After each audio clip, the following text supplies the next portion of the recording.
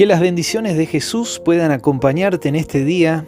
Como siempre, es un gusto poder encontrarnos juntos en torno a la palabra de Dios para compartir estas reflexiones. Este momento es En el principio con Dios.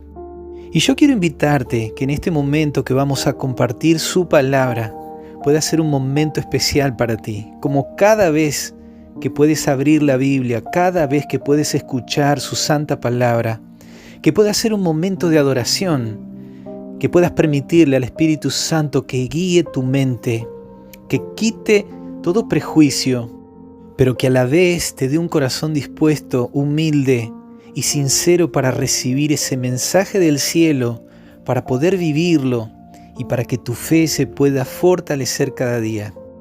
Y ahora queremos avanzar una vez más y como punto de partida queremos ir hasta el libro de Génesis capítulo 3. Allí, después que Eva y Adán comieran del fruto del árbol prohibido, las consecuencias empezaban a ser evidentes. Y ayer analizamos el concepto de la desnudez, cómo entre ellos ya se vieron diferentes. Pero ahora queremos ir un paso más adelante. Versículos del 8 al 10 se menciona que ellos oyeron la voz de Dios que se paseaba en el huerto.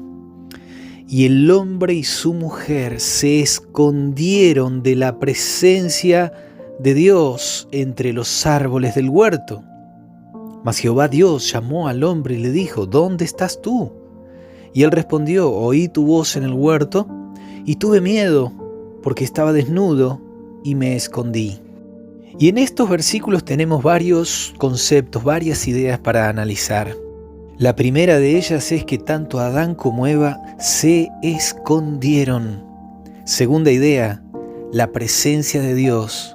Ellos se escondieron de la presencia de Dios. Y la tercera de ellas es la consecuencia por la cual se escondieron. Tuvieron miedo.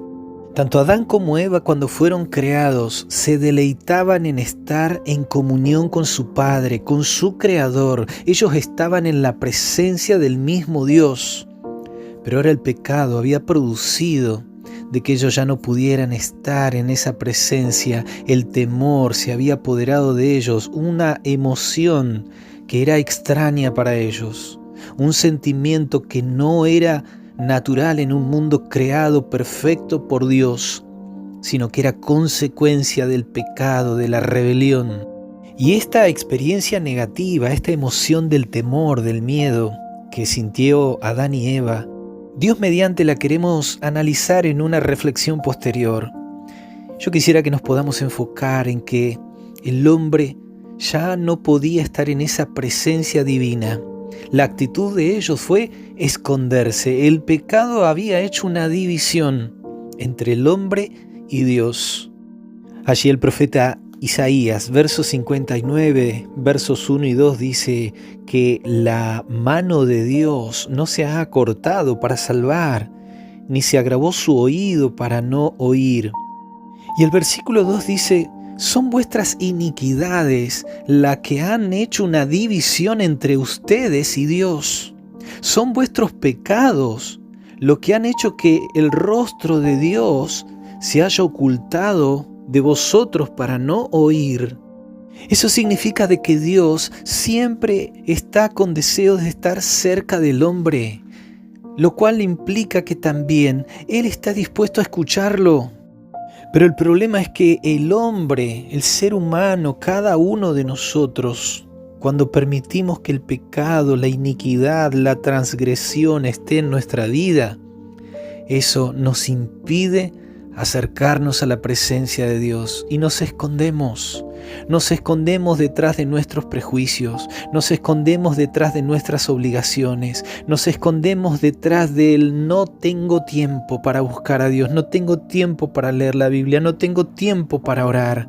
Nos escondemos detrás de nuestros hábitos, nos escondemos detrás de nuestras emociones quebrantadas.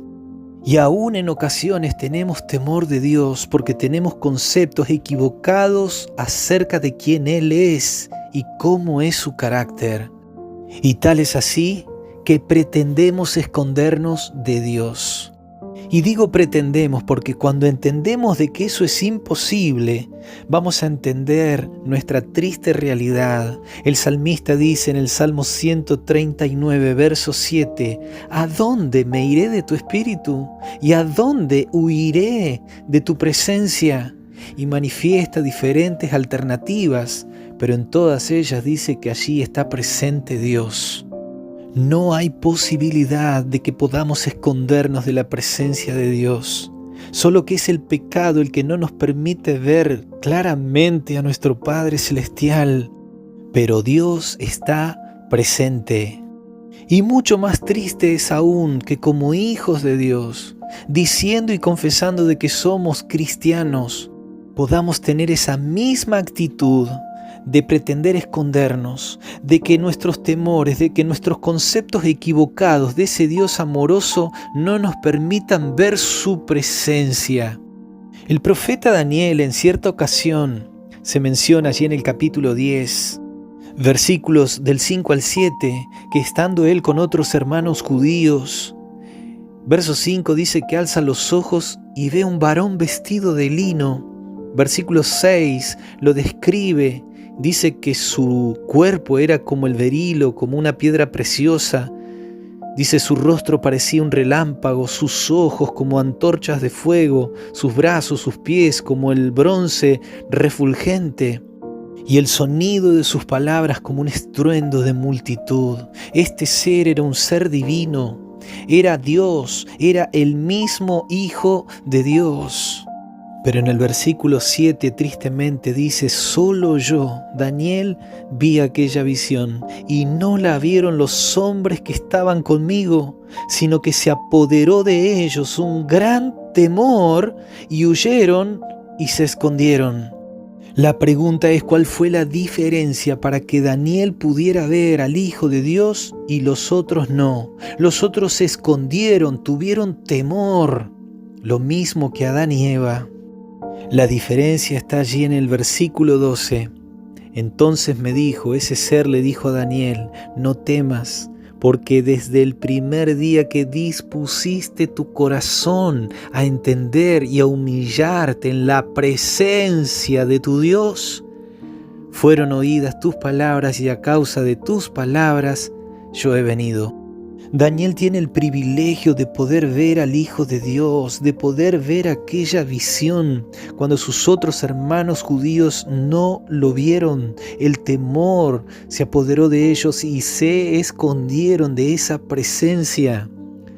Pero como ya dijimos, esa diferencia está en que Daniel dispuso su corazón a entender, a conocer a Dios, a conocer los planes de Dios, a humillarse en la presencia de su Dios.